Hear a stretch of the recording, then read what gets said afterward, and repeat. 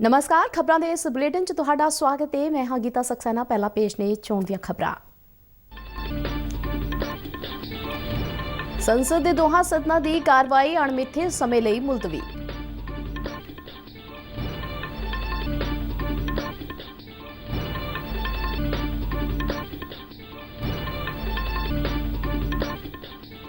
BJP Punjab के प्रधान अश्विनी शर्मा ने विगड़ती कानून व्यवस्था की स्थिति के फिक्र का किया इजहार।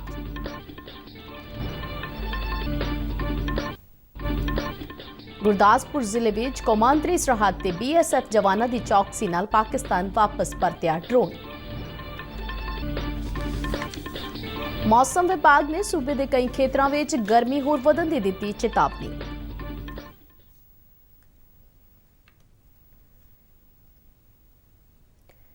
ते हुण खबरां विस्तार नाल। संसद के दोहां सदनां की कार्रवाई नूं मिथे समय तो एक दिन पहला अज अणमिथे समय लई मुलतवी कर दिता गया।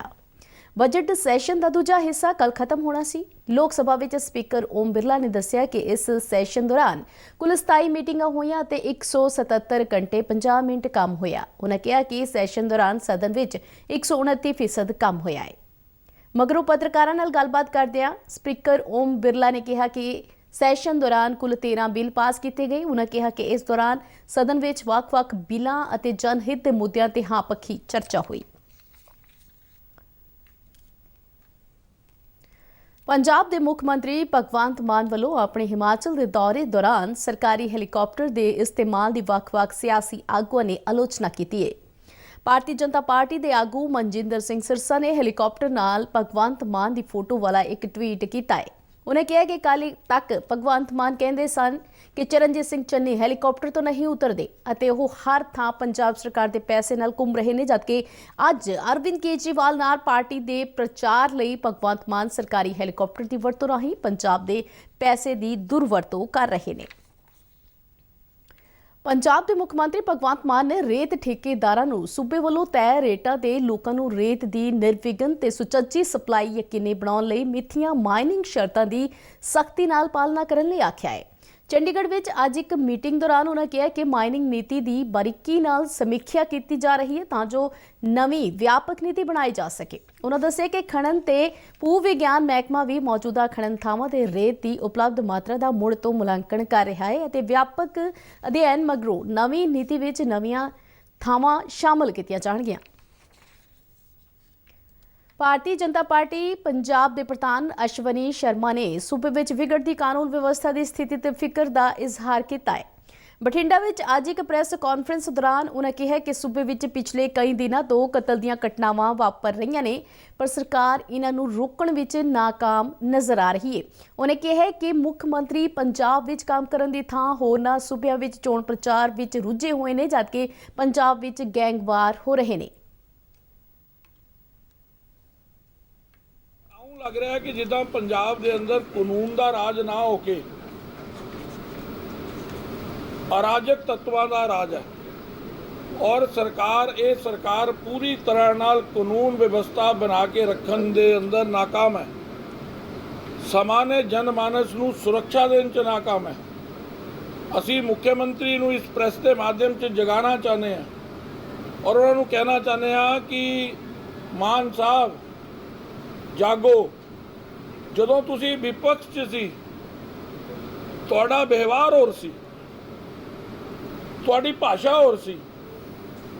सत्ता च आंदे ही तुहाडा आचरण और व्यवहार बदल गया है। अज ये जिहड़ियां हत्या हो रही ने, ये जिहड़ा कानून दे राज दीयां धज्जियां उड़ रही ने, इहदे उत्ते एक शब्द तुहाडे वालों नहीं बोलिया जांदा। पंजाब स्कूल सिक्ख्या बोर्ड ने साल 2020 के सैशन दौरान परीक्षावां लई 90 करोड़ रुपए तो वध वसूले, पर कोरोना कारण ये परीक्षावां नहीं लईआं गईआं। इसके बावजूद इन्हां परीक्षावां दे पैसे भी बच्चों नूं वापस नहीं किए गए। एक रिपोर्ट। पंजाब स्कूल सिक्ख्या बोर्ड ने 10वीं की परीक्षा लई स्कूली बच्चों तो 38 करोड़ 75 लाख तो वध, जबकि 12वीं की परीक्षा लई 55 करोड़ 81 लाख तो वध की रकम परीक्षा फीस वजों वसूल की सी। ये परीक्षावां बोर्ड वालों साल 2020-21 के सैशन लई लईआं जाणीआं सन। ਪਰ ਕਰੋਨਾ ਮਹਾਮਾਰੀ ਕਾਰਨ ਨਹੀਂ ਲਈਆਂ ਗਈਆਂ।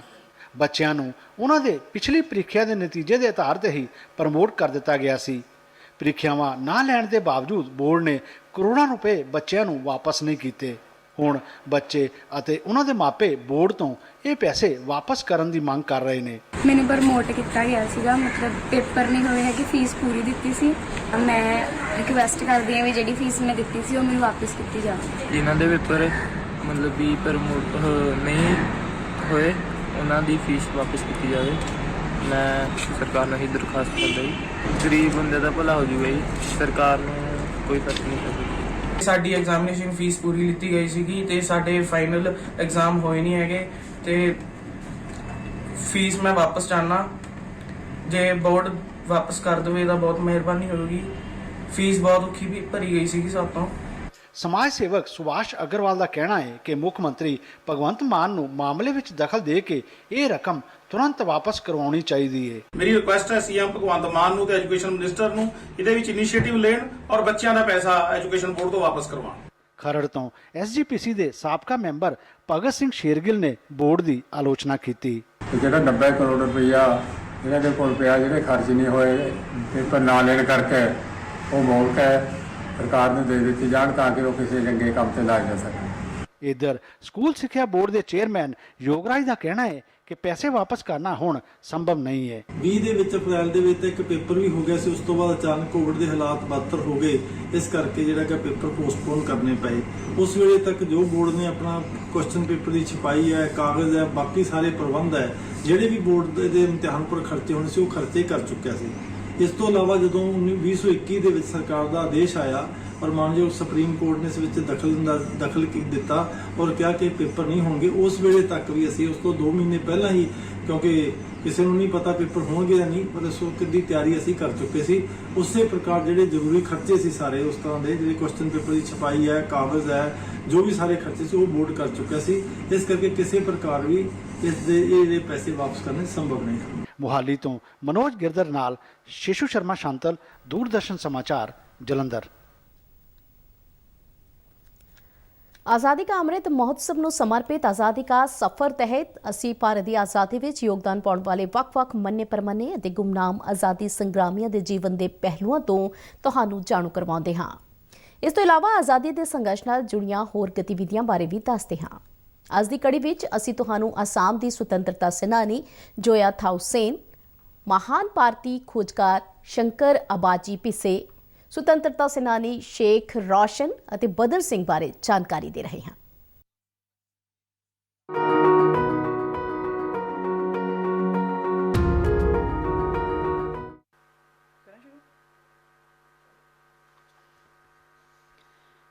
ਅੱਜ ਅਸੀਂ ਅਸਾਮ ਦੀ ਸੁਤੰਤਰਤਾ ਸੈਨਾਨੀ ਜੋਇਆ ਥਾਊਸੇਨ ਨੂੰ ਯਾਦ ਕਰ ਰਹੇ ਹਾਂ, ਜਿਹੜੇ 1944 ਵਿੱਚ 7 ਅਪ੍ਰੈਲ ਨੂੰ ਸ਼ਹੀਦ ਹੋ ਗਏ ਸਨ। ਉਨ੍ਹਾਂ ਬਰਤਾਨਵੀ ਸਮਾਜਵਾਦ ਦਾ ਮੁਕਾਬਲਾ ਕਰਨ ਲਈ ਕ੍ਰਾਂਤੀਕਾਰੀ ਦਿਮਾਸਾ ਫੌਜ ਦਾ ਗਠਨ ਕੀਤਾ ਸੀ। ਥਾਊਸੇਨ ਦਾ ਜਨਮ 1925 ਵਿੱਚ ਅਸਾਮ ਦੇ ਉੱਤਰੀ ਕਛਾਰ ਵਿੱਚ ਹੋਇਆ ਸੀ। ਉਹ ਦਿਮਾਸਾ ਆਦਿਵਾਸੀ ਭਾਈਚਾਰੇ ਨਾਲ ਸੰਬੰਧਿਤ ਸਨ। ਦੂਜੇ ਵਿਸ਼ਵ ਯੁੱਧ ਦੌਰਾਨ ਉਨ੍ਹਾਂ ਦਿਮਾਸਾ ਕਬਾਇਲੀ ਖੇਤਰ ਤੋਂ ਬਰਤਾਨਵੀ ਸਰਕਾਰ ਵੱਲੋਂ ਲੜਾਈ ਦੇ ਫੰਡ ਇਕੱਠੇ ਕਰਨ ਦਾ ਖੁੱਲ੍ਹ ਕੇ ਵਿਰੋਧ ਕੀਤਾ। 1944 ਵਿੱਚ ਸਿਰਫ 19 ਸਾਲ ਦੀ ਉਮਰ ਵਿੱਚ ਉਨ੍ਹਾਂ ਹਥਿਆਰਬੰਦ ਕਾਰਕੁਨਾਂ ਦੀ ਕ੍ਰਾਂਤੀਕਾਰੀ ਦਿਮਾਸਾ ਫੌਜ ਬਣਾਈ। ਥਾਊਸੇਨ ਇੰਡੀਅਨ ਨੈਸ਼ਨਲ ਆਰਮੀ ਦੀ ਰਾਣੀ ਝਾਂਸੀ ਰੈਜੀਮੈਂਟ ਤੋਂ ਪ੍ਰਭਾਵਿਤ ਸੀ। ਜਦੋਂ ਇੰਡੀਅਨ ਨੈਸ਼ਨਲ ਆਰਮੀ ਦੀ ਟੁਕੜੀ ਕੋਹਿਮਾ ਪੁੱਜਣ ਵਾਲੀ ਸੀ ਤਾਂ ਥਾਊਸੇਨ ਸਹਿਯੋਗੀ ਦੇਸ਼ਾਂ ਦੀ ਫੌਜ ਦੇ ਖਿਲਾਫ ਸੰਘਰਸ਼ ਵਿੱਚ ਇੰਡੀਅਨ ਨੈਸ਼ਨਲ ਆਰਮੀ ਵਿੱਚ ਸ਼ਾਮਲ ਹੋਣ ਦੀ ਉਮੀਦ ਨਾਲ ਆਪਣੇ 54 ਸਹਿਯੋਗੀਆਂ ਨਾਲ ਕੋਹਿਮਾ ਵੱਲ ਕੂਚ ਕਰ ਗਏ। ਬਦਕਿਸਮਤੀ ਨਾਲ 7 ਅਪ੍ਰੈਲ 1944 ਨੂੰ ਕੋਹਿਮਾ ਦੇ ਨੇੜੇ ਦਿਮਾਸਾ ਦੀਆਂ ਹਥਿਆਰਬੰਦ ਫੌਜਾਂ ਦਾ ਬਰਤਾਨੀਆ ਦੀ ਅਗਵਾਈ ਵਾਲੀ ਸਹਿਯੋਗੀ ਫੌਜਾਂ ਨਾਲ ਮੁਕਾਬਲਾ ਹੋ ਗਿਆ। ਜੋਇਆ ਥਾਊਸੇਨ ਸਮੇਤ ਦਿਮਾਸਾ ਦੇ ਸਾਰੇ 54 ਮੈਂਬਰ IANA ਵਿੱਚ ਸ਼ਾਮਿਲ ਹੋਣ ਦਾ ਸੁਪਨਾ ਸਾਕਾਰ ਹੋਣ ਤੋਂ ਪਹਿਲਾਂ ਹੀ ਮੁਕਾਬਲੇ ਵਾਲੀ ਥਾਂ ਤੇ ਮਾਰੇ ਗਏ ਸਨ। ਅਸੀਂ ਇਹਨਾਂ ਮਹਾਨ ਸ਼ਹੀਦਾਂ ਨੂੰ ਨਮਨ ਕਰਦੇ ਹਾਂ।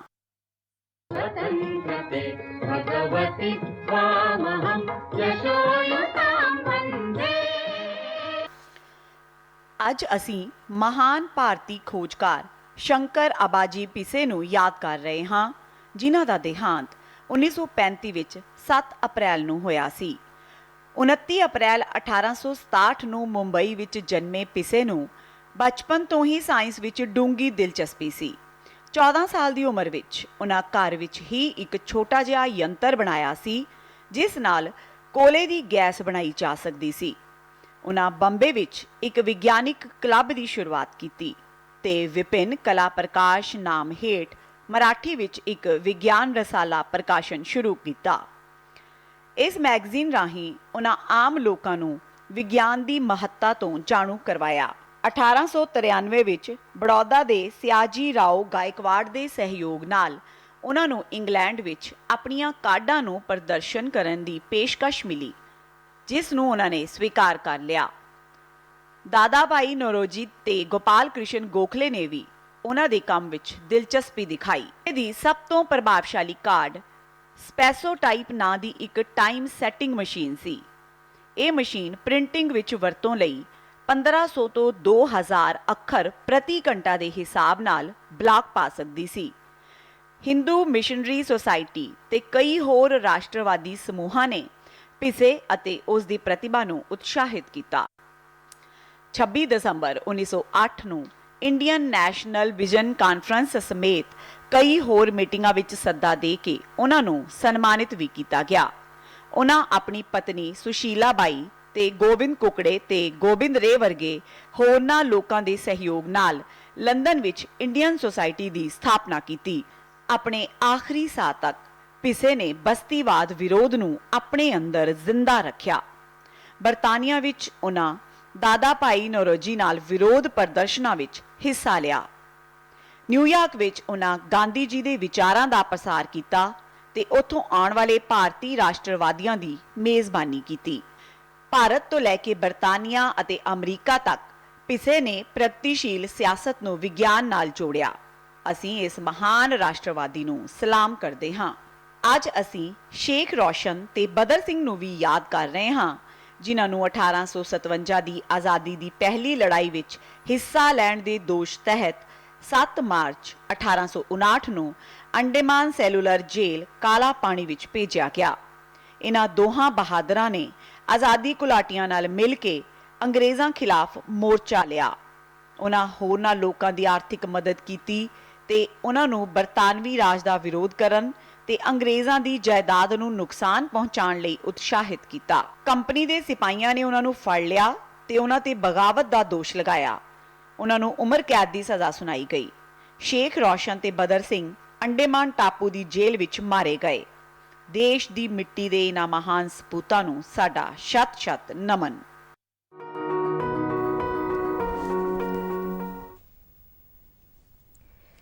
ਗੁਰਦਾਸਪੁਰ ਜ਼ਿਲ੍ਹੇ ਵਿੱਚ ਪਾਕਿਸਤਾਨ ਨਾਲ ਲੱਗਦੀ ਕੌਮਾਂਤਰੀ ਸਰਹੱਦ ਤੇ ਰੋਸਾ ਪੀਓਪੀ ਤੇ ਬੀਤੀ ਅੱਧੀ ਰਾਤ ਡਰੋਨ ਦੀ ਹਰਕਤ ਵੇਖੀ ਗਈ।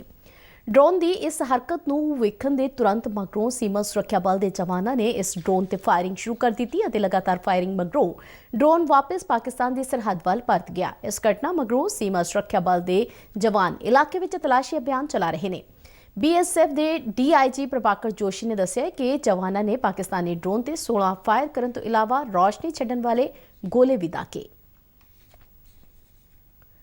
ਸਾਉਣੀ ਦੀਆਂ ਫਸਲਾਂ ਦੀ ਤਕਨੀਕੀ ਜਾਣਕਾਰੀ ਦੇਣ ਅਤੇ ਕੁਦਰਤੀ ਸੋਮਿਆਂ ਦੀ ਸੁਚੱਜੀ ਵਰਤੋਂ ਬਾਰੇ ਖੇਤੀਬਾੜੀ ਤੇ ਕਿਸਾਨ ਭਲਾਈ ਮਹਿਕਮੇ ਨੇ ਕੱਲ੍ਹ ਕਪੂਰਥਲਾ ਦੇ ਸੁਲਤਾਨਪੁਰ ਲੋਧੀ ਵਿਖੇ ਕਿਸਾਨ ਸਿਖਲਾਈ ਕੈਂਪ ਦਾ ਆਯੋਜਨ ਕੀਤਾ। ਮਹਿਕਮੇ ਦੇ ਸੰਯੁਕਤ ਡਾਇਰੈਕਟਰ ਹਰਿੰਦਰ ਸਿੰਘ ਨੇ ਇਸ ਦਾ ਉਦਘਾਟਨ ਕੀਤਾ।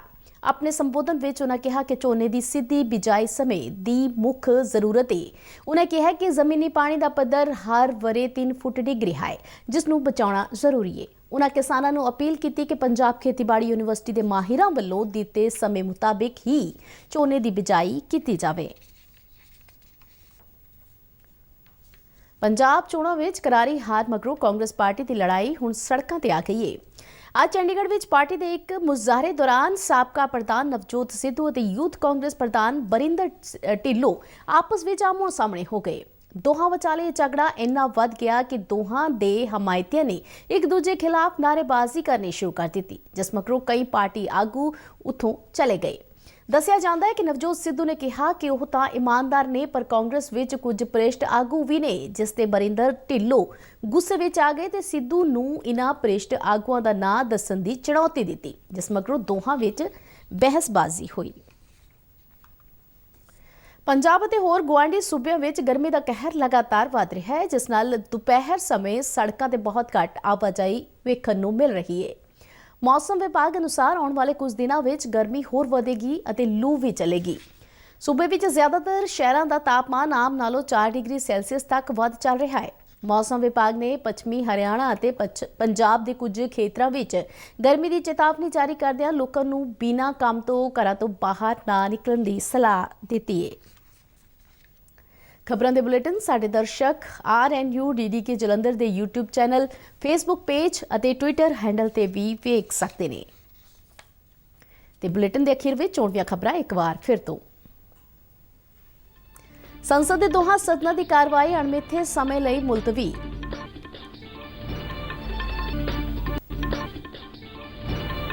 ਬੀਜੇਪੀ ਪੰਜਾਬ ਦੇ ਪ੍ਰਧਾਨ ਅਸ਼ਵਨੀ ਸ਼ਰਮਾ ਨੇ ਵਿਗੜਦੀ ਕਾਨੂੰਨ ਵਿਵਸਥਾ ਦੀ ਸਥਿਤੀ ਤੇ ਫਿਕਰ ਦਾ ਕੀਤਾ ਇਜ਼ਹਾਰ। ਗੁਰਦਾਸਪੁਰ ਜ਼ਿਲ੍ਹੇ ਵਿੱਚ ਕੌਮਾਂਤਰੀ ਸਰਹੱਦ ਤੇ BSF ਜਵਾਨਾਂ ਦੀ ਚੌਕਸੀ ਨਾਲ ਪਾਕਿਸਤਾਨ ਵਾਪਸ ਪਰਤਿਆ ਡਰੋਨ। ਮੌਸਮ ਵਿਭਾਗ ਨੇ ਸੂਬੇ ਦੇ ਕਈ ਖੇਤਰਾਂ ਵਿੱਚ ਗਰਮੀ ਹੋਰ ਵਧਣ ਦੀ ਦਿੱਤੀ ਚੇਤਾਵਨੀ। ਤੇ ਇਸ ਦੇ ਨਾਲ ਹੀ ਖਬਰਾਂ ਦਾ ਇਹ ਬੁਲੇਟਿਨ ਖਤਮ ਹੋਇਆ। ਮੈਂ ਮਾਸਕ ਲਗਾ ਕੇ ਸਟੂਡੀਓ ਤੋਂ ਬਾਹਰ ਜਾ ਰਹੀ ਹਾਂ। ਬਾਹਰ ਜਾਣ ਵੇਲੇ ਤੁਸੀਂ ਵੀ ਮਾਸਕ ਲਗਾ ਕੇ ਜਾਓ। ਇਜਾਜ਼ਤ ਦਿਓ। ਨਮਸਕਾਰ।